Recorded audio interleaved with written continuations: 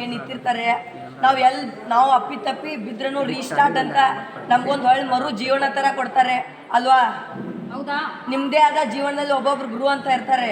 ಅವ್ರು ಯಾವ ರೀತಿ ಅಂದರೆ ನಿಮ್ಗೊಂದು ಶ್ರೇಯಸ್ಸನ್ನು ಯಾವಾಗಾದರೂ ನಿಮ್ಗೆ ತಿದ್ದು ಹೇಳ್ತಿರ್ತಾರೆ. ಅಂಥ ಗುರುವನ್ನು ನೆನೆಸ್ಕೊಳ್ಳಿ. ನಿಮ್ಮದು ಅವ್ರು ನೀವು ಇಷ್ಟು ಬೆಳಿಗ್ಗೆನ ನಿಂತ್ಕೊಂಡಿರ್ತೀರ, ಒಮ್ಮೆ ಆದರೂ ಅವ್ರು ನೆನೆಸ್ಕೊಂಡಿದ್ದೀರ? ನಿಮ್ಮ ಜೀವನದಲ್ಲಿ ನಡೆದಿರೋ ಒಬ್ರು ಗುರುನ ಒಮ್ಮೆ ಆದರೂ ನೆನೆಸ್ಕೊಂಡಿದ್ದೀರ? ಯಾರಾದರೂ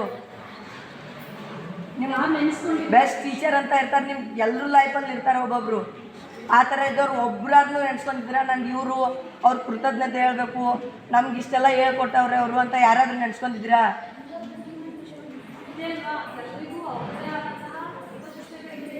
ನಮಗೆ ತಿಳುವಳಿಕೆ ಹೇಳ್ತಾರೆ, ಅದಕ್ಕೆ ಗುರು ಅಂತಾರೆ. ಇವತ್ತು ಗುರು ಪೂರ್ಣಿಮೆ ಇದೆ. ನಾವು ಗುರುಗೆ ಏನಾದರೂ ಸಲ್ಲಿಸಬೇಕು. ಎಲ್ಲರೂ ಇದ್ರೆ ಏನಾದರೂ ಒಬ್ಬರಾದರೂ ಹೇಳಿ ನಾವು ಗುರು ಬಗ್ಗೆ ನಮ್ಮ ಮನಸ್ಸಿರೋದು. ಎಲ್ಲರೂ ಅನ್ಕೋತೀರ ಗುರು ಅವಾಗಬೇಕು ಇವಾಗಬೇಕು ಅಂತ. ಇವತ್ತು ಹೇಳ್ಬೇಕಲ್ಲ ನಮ್ಮ ಗುರು ಅಂದರೆ.